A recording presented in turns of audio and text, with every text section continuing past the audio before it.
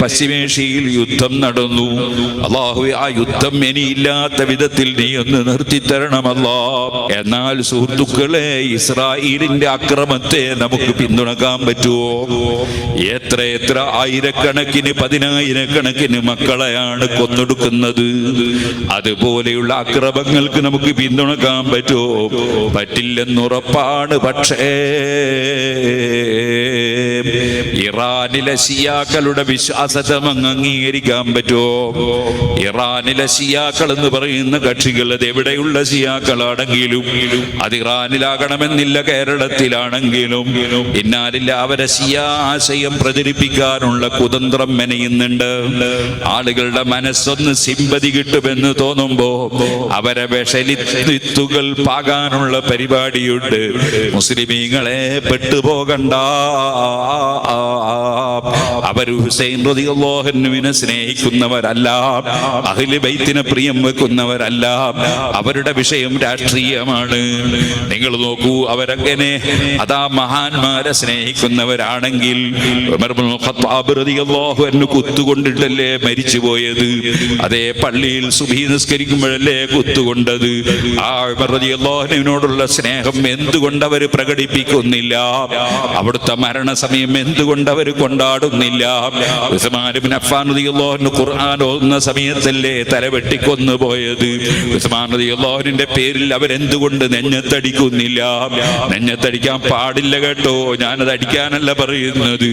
അവരുടേത് ആത്മാർത്ഥമാണെന്നാരും ചിന്തിക്കണ്ട എന്നുള്ളത് കൊണ്ട് പറയാണ്.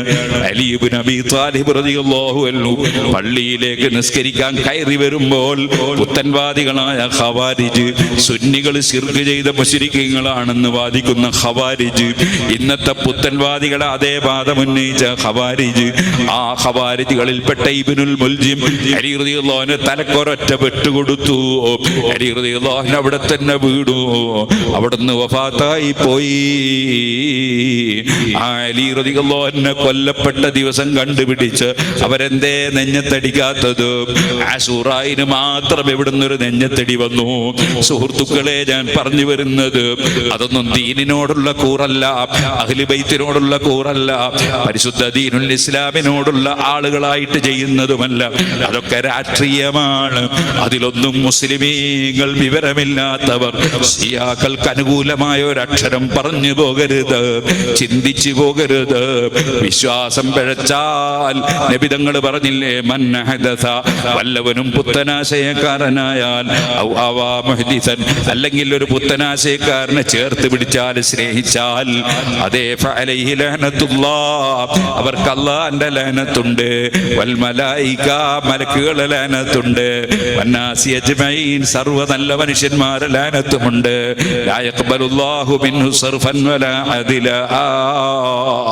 സുന്നത്ത് ജമാഅത്തുകാരനല്ലെങ്കിലും, സുന്നി ആണെങ്കിലും, സുന്നി അല്ലാത്തവനെ ചേർത്ത് പിടിക്കുന്നവനാണെങ്കിലും, അത്തരം ആളുകളുടെ ഒരു ഫർളും അല്ലാഹു സ്വീകരിക്കില്ല.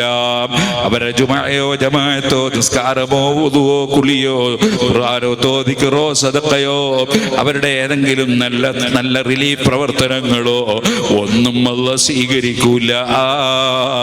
സുന്നത്തും അല്ലാഹു സ്വീകരിക്കില്ല. ഖുർആനല്ലേ ഇന്നമാ യതഖബ്ബലുല്ലാഹു മിനൽ മുത്തഖീൻ, തഖ്വയുള്ളവരിൽ മാത്രമേ അല്ലാഹു അമൽ സ്വീകരിക്കുകയുള്ളൂ. ഖുർആൻ. അതുകൊണ്ട് അഹ്ലുസുന്നത്തി വൽ ജമാഅത്തിന്റെ ആശയം മുറുകെ പിടിച്ചു. അള്ളാഹുവിനോടുള്ള കടപ്പാട്, സൃഷ്ടികളോടുള്ള കടപ്പാട്, എല്ലാവരോടുമുള്ള കടപ്പാടിനെ സംബന്ധിച്ച് പൂർണ്ണ ബോധത്തോടെ തഖ്വയോടെ ജീവിച്ച് മരിക്കണം.